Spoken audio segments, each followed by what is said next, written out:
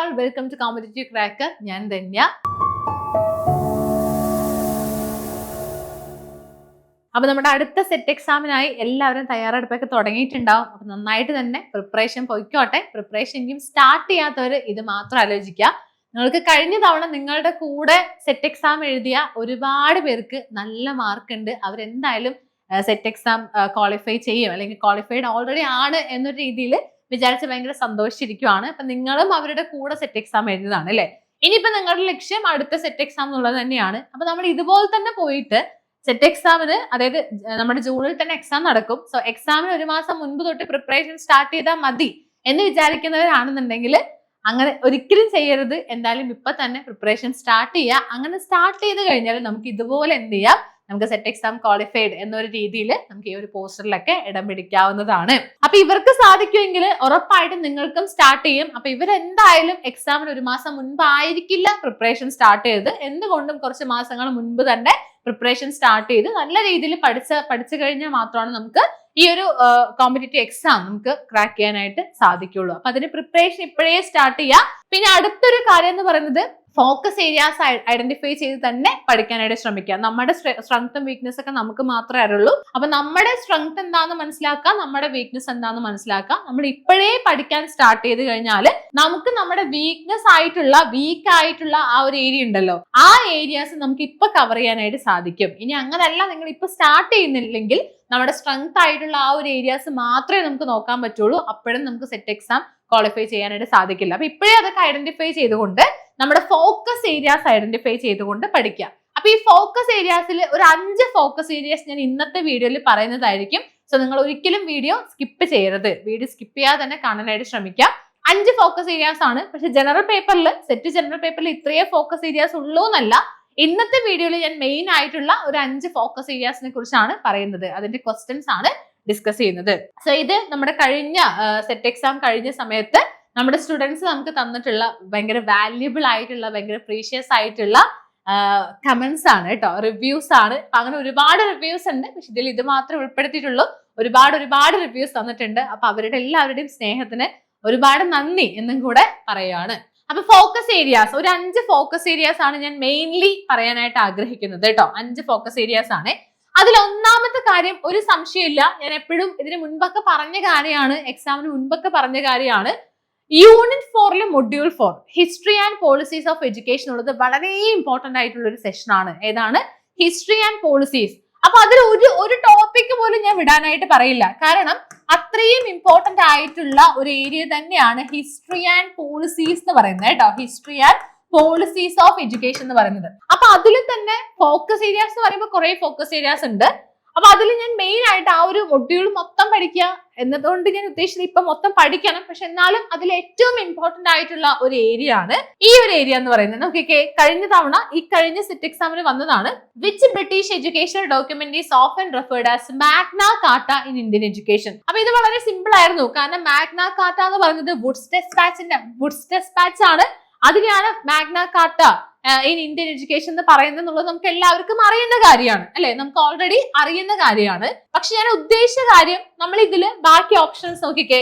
മെക്കാലേസ് minute ഉണ്ട്, അതുപോലെ തന്നെ ചാർട്ടർ ആക്ട് ഉണ്ട്, ഹണ്ടർ കമ്മീഷൻ ഉണ്ട്, ദെൻ വുഡ്സ് ഡെസ്പാച്ച്. ഇതാണ് 4 ഓപ്ഷൻസ് പറയുന്നത്. സോ ഇത് 4ഉം വളരെ ഇമ്പോർട്ടന്റ് ആണ്. ചാർട്ടർ ആക്ട് ആയിക്കോട്ടെ, ഹണ്ടർ കമ്മീഷൻ ആയിക്കോട്ടെ, മെക്കാലേസ് മിനിറ്റ്സ് ആയിക്കോട്ടെ, വുഡ്സ് ഡെസ്പാച്ച് ആയിക്കോട്ടെ, ഇതൊക്കെ പല തവണയായിട്ട് റിപ്പീറ്റ് അടിച്ച് വരുന്ന ക്വസ്റ്റ്യൻസ് ആണ്. അപ്പൊ നമ്മൾ ഒരിക്കലും ഈ ഒരു ഏരിയ സ്കിപ്പ് ചെയ്യരുത്. ഈ 4 കാര്യങ്ങളെ കുറിച്ച് നന്നായിട്ട് തന്നെ പഠിക്കണം. അപ്പൊ ഇതാണ് ഒന്നാമത്തെ ഫോക്കസ് ഏരിയ. ക്ലിയർ ആയല്ലോ?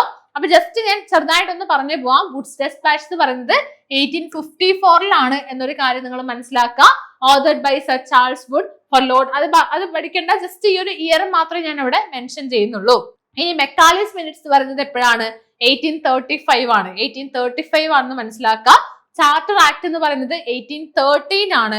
ദെൻ ഹണ്ടർ കമ്മീഷൻ 1882 ആണ്. അപ്പൊ പിന്നെ വരാൻ ചാൻസ് ഉള്ളത് ഇതൊക്കെ ഒന്ന് അറേഞ്ച് ചെയ്യാന്നായിരിക്കും. അപ്പൊ അങ്ങനെ അറേഞ്ച് ചെയ്യണമെന്നുണ്ടെങ്കിൽ നമുക്ക് അതിന്റെ ഇയർ പഠിക്കണം അല്ലെ, ഇയർ പഠിക്കണം. അപ്പൊ കുഞ്ഞു കാര്യങ്ങളേ ഉള്ളൂ. അല്ലാതെ എന്താണ് മെക്കാലേസ് മിനിറ്റ് ഭയങ്കര ഡീറ്റെയിൽ ആയിട്ട് ഡീപ്പായിട്ട് പഠിക്കേണ്ട ഒരു ആവശ്യമൊന്നും വരുന്നില്ല. പക്ഷെ മെക്കാനിക്സ് മിനിറ്റ്സിൽ എക്സാം പോയിന്റ് ഓഫ് വ്യൂവിൽ പഠിക്കേണ്ട കുറച്ച് കാര്യങ്ങളുണ്ട്. ആ കാര്യങ്ങൾ നമ്മൾ ഷുവർ ആയിട്ട് പഠിച്ചിരിക്കണം. അങ്ങനെയാണ് നമ്മൾ ഇവിടെ പഠിപ്പിക്കുന്നത്. നമ്മുടെ സ്റ്റുഡൻസിനെ പഠിപ്പിക്കുന്നത് അങ്ങനെ തന്നെയാണ്. ഫോക്കസ് ഏരിയാസ് നമുക്ക് ഓൾറെഡി ഇവിടെ എല്ലാ ഫാക്കൽറ്റീസിനും ഓരോന്നിന്റെ ഫോക്കസ് ഏരിയാസ് അറിയാം. കാരണം ഒരുപാട് തവണത്തെ ക്വസ്റ്റ്യൻ പേപ്പേഴ്സ് നന്നായിട്ട് പ്രാക്ടീസ് ചെയ്ത് ആ ക്വസ്റ്റ്യൻ പേപ്പേഴ്സ് നന്നായിട്ട് റെഫർ ചെയ്താൽ മാത്രമേ നമുക്ക് ഈ ഫോക്കസ് ഏരിയ ഐഡന്റിഫൈ ചെയ്തെടുക്കാനായിട്ട് സാധിക്കുള്ളൂ. അപ്പൊ ആ ഒരു രീതിയിലാണ് നമ്മൾ ഇവിടെ സ്റ്റുഡൻസിനെ ട്രെയിൻ ചെയ്യുന്നത്. അടുത്ത രണ്ടാമത്തെ ഏരിയ റിസർച്ച് ആപ്റ്റിറ്റ്യൂഡില് ഈ വാലിഡിറ്റി, ഒബ്ജക്റ്റിവിറ്റി, റിലയബിലിറ്റി, യൂസബിലിറ്റി. കണ്ടോ, ഇതും കഴിഞ്ഞ തവണ ചോദിച്ചതാ. പക്ഷെ ഒരുപാട് തവണ നമ്മുടെ CCയിലെ സ്റ്റുഡൻസിന് ഒരുപാട് തവണ പറഞ്ഞു കൊടുത്ത കാര്യമാണ് എന്താണ് വാലിഡിറ്റി, എന്താണ് റിലയബിലിറ്റി. കാരണം ഇത് ഒരുപാട് റിപ്പീറ്റഡ് ക്വസ്റ്റ്യൻസ് ആണ്, റിപ്പീറ്റഡ് ഏരിയ ആണിത് ഈ വാലിഡിറ്റി, റിലയബിലിറ്റി എന്ന് പറയുന്നത്. അപ്പൊ എന്തുകൊണ്ടും ഈ ഒരു ക്വസ്റ്റ്യൻ എല്ലാവർക്കും ആൻസർ ചെയ്യാൻ കിട്ടിയിട്ടുണ്ടാവും. The quality of a test which produces the consistent result over time or across different administration.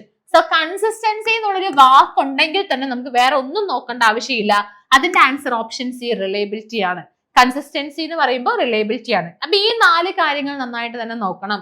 എന്താണ് വാലിഡിറ്റി, എന്താണ് ഒബ്ജക്റ്റിവിറ്റി, എന്താണ് റിലയബിലിറ്റി, എന്താണ് യൂസബിലിറ്റി എന്നുള്ള കാര്യങ്ങൾ നന്നായിട്ട് നോക്കണം. അപ്പൊ ഈ ഒരു ഏരിയയിൽ നിന്ന് നമുക്ക് വീണ്ടും ക്വസ്റ്റ്യൻസ് പല രീതിയിൽ നമുക്ക് പ്രതീക്ഷിക്കാം. അപ്പൊ ഈ ഒരു ക്വസ്റ്റ്യൻ പഠിച്ചാൽ മതി എന്ന് ചോദിച്ചാൽ പോരാ. ഞാൻ പറയുന്നത് ഏരിയാസ് ആണ്. ആ ഏരിയാസ് നിങ്ങൾ ഡീപ്പായിട്ട് നോക്കേണ്ട ഏരിയാസ് ആണ് ഞാൻ പറയുന്നത്. ഒന്നാമത്തെ ഏരിയ പറഞ്ഞു ഈ ഒരു കാര്യം. ദെൻ രണ്ടാമത്തെ ഏരിയ ആണ് ഇതെന്ന് പറയുന്നത്. ദെൻ മൂന്നാമത്തെ ഏരിയ ആണ് നമ്മുടെ വെസ്റ്റേൺ സ്കൂൾ ഓഫ് ഫിലോസഫി. ഫിലോസഫിയിൽ തന്നെ വെസ്റ്റേൺ സ്കൂൾ ഓഫ് ഫിലോസഫി വളരെ ഇമ്പോർട്ടന്റ് ആണ്. ഏതാണ്? Western school of philosophy. അപ്പൊ ഇത് ഇപ്പൊ ഇത്തവണത്തെ ക്വസ്റ്റ്യൻ പേപ്പറിൽ വന്നത് കൊണ്ടല്ല ഞാൻ പറയുന്നത് കേട്ടോ. ഇത്തവണത്തെ ക്വസ്റ്റ്യൻ പേപ്പറിൽ വന്നത് കൊണ്ടല്ല, നിങ്ങൾ തന്നെ കുറച്ച് വർഷത്തെ ക്വസ്റ്റ്യൻ പേപ്പർ നോക്കിയാൽ നിങ്ങൾക്ക് മനസ്സിലാവുന്ന ഒരു കാര്യമാണ്. വെസ്റ്റേൺ സ്കൂൾ ഓഫ് ഫിലോസഫിയിൽ നിന്നും അതുപോലെ തന്നെ ഒരുപാട് പല വെറൈറ്റി ഓഫ് ക്വസ്റ്റ്യൻസ് വന്നിട്ടുണ്ട്. Which philosophy consider the psychology and incomplete study and an inadequate basis for educational theory എന്ന് പറയുന്നത് ഓഫ് കോഴ്സ് നമ്മുടെ ഓപ്ഷൻ എ, ഐഡിയലിസം ആണ്. അതായത് സൈക്കോളജിനെ ഇൻകംപ്ലീറ്റ് സ്റ്റഡി ആണ് എന്ന് പറഞ്ഞത് ഐഡിയലിസംകാരാണ്. ഐഡിയലിസം ആണ്. ഓക്കെ ആണല്ലോ. അപ്പൊ ഇതില് ഐഡിയലിസം എന്ന് പറയുമ്പോൾ ഈ 4 നമ്മൾ പഠിക്കുന്ന സമയത്ത്, ഇനി ഇതിലിപ്പോ എക്സിസ്റ്റൻഷ്യാലിസം ഒക്കെ ഉണ്ട് അല്ലെ, അതൊക്കെ പഠിക്കുന്ന സമയത്ത് അത് എന്താണെന്നുള്ളത് പഠിക്കുക. അതിൽ വരുന്ന എയിംസ്, അതായത് ഐഡിയലിസം പഠിക്കുകയാണെന്നുണ്ടെങ്കിൽ ഞാൻ അതുപോലെ തന്നെ എല്ലാം പഠിക്കുക കേട്ടോ. ഐഡിയലിസം പഠിക്കുകയാണെങ്കിൽ ഐഡിയലിസ്റ്റിന്റെ എയിം പഠിക്കണം, ഐഡിയലിസ്റ്റിന്റെ എന്താണ് കരിക്കുലം വരുന്നതെന്ന് പഠിക്കണം, ഡിസിപ്ലിൻ എന്താ വരുന്നതെന്ന് പഠിക്കണം, അതിന്റെ ടീച്ചിങ് മെത്തേഡ്സ് പഠിക്കണം, role of a teacher, idealism അതിനെ ബേസ് ചെയ്ത് റോൾ ഓഫ് ദ ടീച്ചർ എങ്ങനെയായിരിക്കണം, ടീച്ചിങ് മെത്തേഡ്സ് എങ്ങനെയാണ്, കരിക്കുലം എങ്ങനെയാണ്, ഡിസിപ്ലിൻ എങ്ങനെയാണ്, എയിം എന്താണ്, ഓരോ ഇസത്തിന്റെയും എയിം എന്താണ്, ഇത്രയും കാര്യങ്ങൾ പഠിച്ചു കഴിഞ്ഞാൽ ഒരു മാച്ച് ദ ഫോളോയിങ് ക്വസ്റ്റ്യൻ വന്നു കഴിഞ്ഞാൽ നമുക്ക് ആൻസർ ചെയ്യാൻ പറ്റും. ദെൻ ഇങ്ങനെയുള്ള ക്വസ്റ്റ്യൻ വന്നു കഴിഞ്ഞാൽ നമുക്ക് ആൻസർ ചെയ്യാൻ പറ്റും. അങ്ങനെ പല കാര്യങ്ങളും ആൻസർ ചെയ്യാനായിട്ട് സാധിക്കും. പിന്നെ മറക്കണ്ട, ഓരോ ഇസം പഠിക്കുമ്പോഴും അതുമായിട്ട് ബന്ധപ്പെട്ട പ്രൊപ്പോണൻസ് അല്ലെങ്കിൽ ഫിലോസഫേഴ്സിന്റെ പേരും കൂടെ പഠിച്ചു വെക്കണം. ഇനി അടുത്ത ഏരിയ നമ്മുടെ സൈക്കോളജി പാർട്ടിൽ നിന്ന് ഇത്തവണ ക്വസ്റ്റ്യൻ വന്നത് വളരെ കുറവായിരുന്നു. സൈക്കോളജി പോർഷൻ നിന്ന് പണ്ട് ചോദിക്കുന്ന അത്രയും ഇത്തവണ ചോദിച്ചിട്ടില്ല. ഇത്തവണ വേറെ കൂടുതൽ പോളിസി സംബന്ധമായിട്ടുള്ള കാര്യങ്ങൾ, അതുപോലെ തന്നെ NEP 2020 അത്തരത്തിലുള്ള കാര്യങ്ങളൊക്കെയാണ് ചോദിച്ചത്. പക്ഷെ സൈക്കോളജി പാർട്ടിൽ തന്നെ ഇത് ഇത്തവണ ചോദിച്ചതല്ല കേട്ടോ. ഇത് പ്രീവിയസ് ഇയർ ഒരു ക്വസ്റ്റ്യൻ ആണ്. പക്ഷെ അത് സൈക്കോളജിയിൽ തന്നെ ചോദിക്കുന്ന ഒരു ഫോക്കസ് ഏരിയ, ഇത് കൂടുതൽ തവണ ചോദിക്കുന്ന ഒരു ഫോക്കസ് ഏരിയ ആണ് ഇന്റലിജൻസ് എന്ന് പറയുന്നത്. എന്താണ് ഇന്റലിജൻസ്? അപ്പൊ ഇന്റലിജൻസിൽ തന്നെ തിയറീസ് ഓഫ് ഇന്റലിജൻസ് ഒക്കെ ഉണ്ട്. ആ തിയറീസ് ഓഫ് ഇന്റലിജൻസ് ആണ് unifactor theory, multi factor theory, group factor theory, 2 factor theory, അങ്ങനെ അതുപോലെ തന്നെ മൾട്ടിപ്പിൾ ഇന്റലിജൻസ്, പിന്നെ സ്ട്രക്ചർ ഓഫ് ഇന്റലക്ട്, അങ്ങനെ ഒരുപാട് തിയറീസ് ഓഫ് ഇന്റലിജൻസ് ഉണ്ട്. അത് നമുക്ക് പഠിക്കേണ്ടതായിട്ടുണ്ട്. So model of intellect, multiple intelligence, multi factor theory, emotion intelligence, ഇത്രയും കാര്യങ്ങൾ നമുക്ക് ഈസി ആയിട്ട് മാച്ച് ചെയ്യാൻ പറ്റും. മോഡൽ ഓഫ് ഇന്റലക്ട് എന്ന് പറയുന്നത് ഗിൽഫോർഡിന്റെ ആണ്, അതറിയാലോ. അപ്പൊ A is related to 2 എന്ന് പറയുന്ന ഒറ്റ ഓപ്ഷൻ മാത്രമേ ഇവിടെ ഉള്ളൂ. ആൻസർ ആയി അല്ലെ? ഇത്രയും സിമ്പിൾ ക്വസ്റ്റ്യൻ സ്വപ്നങ്ങളിൽ മാത്രം എന്ന് പറയില്ലേ? നോക്കിക്കേ, ഒറ്റ കാര്യം അറിഞ്ഞു കഴിഞ്ഞാൽ നമുക്ക് ഈസി ആയിട്ട് ആൻസർ ചെയ്യാൻ പറ്റി. അപ്പൊ ക്വസ്റ്റ്യൻസ് നമ്മൾ ആക്ച്വലി ക്വസ്റ്റ്യൻസിന്റെ മോഡൽസും അതുപോലെ തന്നെ ക്വസ്റ്റ്യൻസിന്റെ പാറ്റേണും എങ്ങനെയാണ് ഓപ്ഷൻസ് വരുന്നത് എന്ന കാര്യങ്ങളൊക്കെ ക്ലിയർ ആയിട്ട് മനസ്സിലാക്കാൻ നമുക്ക് സാധിക്കും. കുറെ വർഷത്തെ ക്വസ്റ്റ്യൻ പേപ്പർ എടുത്ത് നോക്കി പ്രാക്ടീസ് ചെയ്ത് കഴിഞ്ഞാൽ നമുക്ക് അതിന്റെ ഒരു പാറ്റേൺ നന്നായിട്ട് മനസ്സിലാക്കാൻ സാധിക്കും. പാറ്റേണിൽ ചേഞ്ച് വരുന്നുണ്ട്, എന്നാലും അവിടെ 100% ചേഞ്ച് ഒന്നും ഒരിക്കലും വരില്ല. എങ്ങനെയൊക്കെ പോയാലും നമുക്ക് അത്യാവശ്യം പാറ്റേൺ മനസ്സിലാക്കാൻ പറ്റുന്ന രീതിയിലുള്ള ക്വസ്റ്റ്യൻസ് ഒക്കെയാണ് വരുന്നത്. അപ്പൊ നമുക്ക് ഇവിടെ ആൻസർ കിട്ടി. എന്നാലും നമുക്ക് നോക്കാം. മൾട്ടിപ്പിൾ ഇന്റലിജൻസ് എന്ന് പറയുന്നത് ഹൊവാർഡ് ഗാർഡനറുടെ ആണ്. കറക്റ്റ് ആണ് അല്ലെ? B4 ആണ്.